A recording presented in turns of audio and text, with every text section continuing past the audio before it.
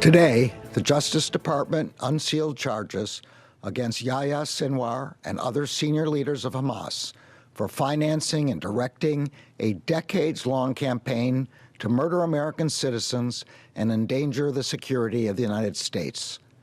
As outlined in our complaint, in the early morning hours of October 7th of last year, Hamas, led by these defendants, committed its most violent, large-scale terrorist attack to date. 11 months after the October 7th Hamas terror attack on Israel, the Department of Justice charging the Hamas leaders, although several have been killed by Israel already. Joining us now, David Friedman served as the former U.S. ambassador to Israel in the Trump administration.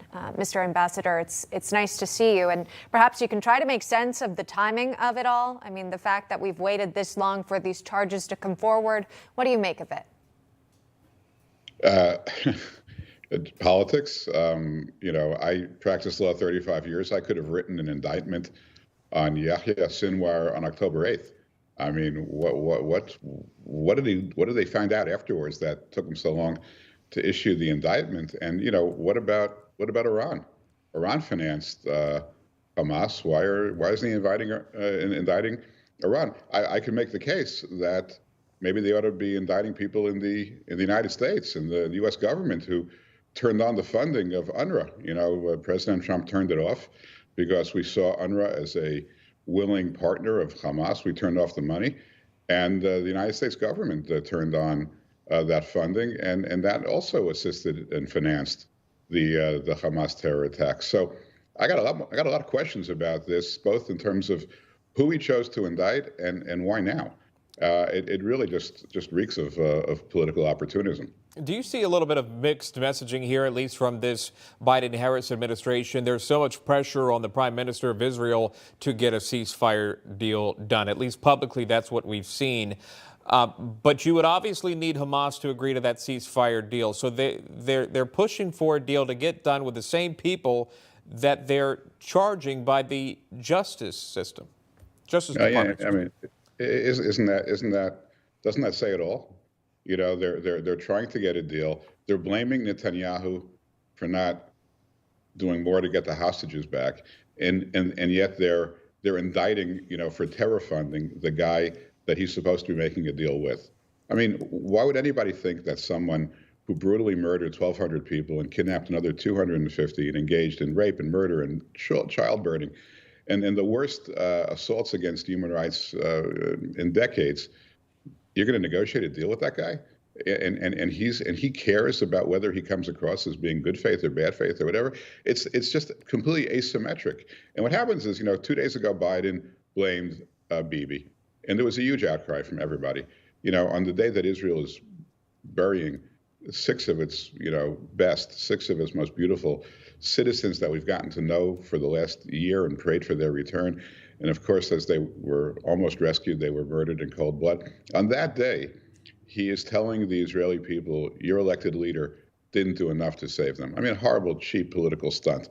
So now he's got backlash from that, and he's saying, oh, what am I going to do? I got an election coming up in 2 months. Let me try to throw something Israel's way. So he calls Garland, and Garland indicts Sinwar, which is an entirely futile and nonsensical act. It's just people out of control who are flailing around trying to play both sides of the coin to try to garner votes in an election. That's all this is. There's no substance to this. Yeah, and the criticism for Netanyahu, by the way, which was just so quick and vague, even he's not doing enough. Of course, the president did not elaborate on what he would do more specifically. The press secretary was asked about it in the briefing room just the other day. Here's Karine Jean-Pierre.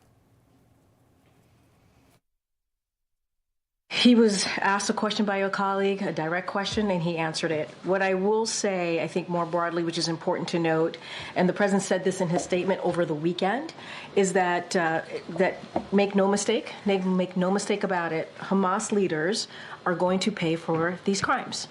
And he and his team, for sure, will keep working around the clock to get this hostage deal done. Ambassador, working around the clock, as we've seen the president enjoy a vacation for the last 2 weeks. He was seen here relaxing, sitting on the beach.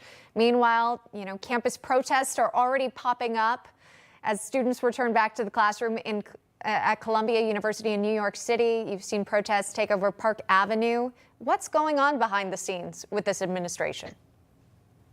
Well, there's nobody home. He's on the beach and she's running around trying to campaign, and nobody's working around the clock on anything, especially this.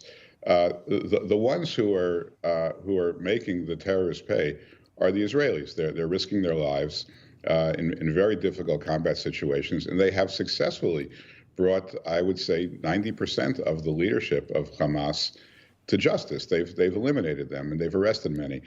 That Israel's fighting this, not America. What America is doing is just really inept. You know, when you have a battle between good and evil, you got to pick a side. You got to pick a side. You can't start placating, the voters in Dearborn, Michigan, and the rioters at Columbia and on the West Coast. I mean, you got to just pick a side. People would have respected Biden and Harris far more if they just would have said, look, Israel is our ally. They're the only democracy in the Middle East. They were assaulted as no nation should have been assaulted. They experienced something in proportional terms far worse than 9/11. And we stand with them, and we're going to help them win this war. And we're not going to have any daylight, and we're not going to tell them how to fight because we don't know any better than they do. And just take that position. Frankly, they would do better in the elections because they've just offended everybody by what they're doing. They're trying to get votes, but they're inept even at that. The Democratic nominee and Vice President Kamala Harris of the DNC, in fact, seemingly walking right down both sides, not taking his side, not condemning Hamas enough and taking Israel's back throughout this war. She's been criticized for that. Just final thoughts from you. The UN General Assembly meeting in a couple of weeks in New York City. Do you expect any outreach towards Israel on the matter, getting a ceasefire deal done? What do you expect from the UN?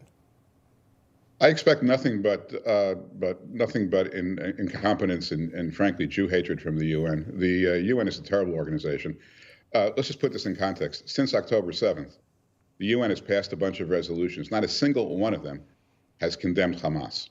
All right, so they can't even agree on a resolution condemning Hamas. They call for ceasefires. They call for an end to the violence, but just to outright come out and say that a terrorist organization that rapes and kills and murders and kidnaps can't be condemned. So, look, I hope frankly that when President Trump gets back to office, he sends a message to the UN: clean up your act.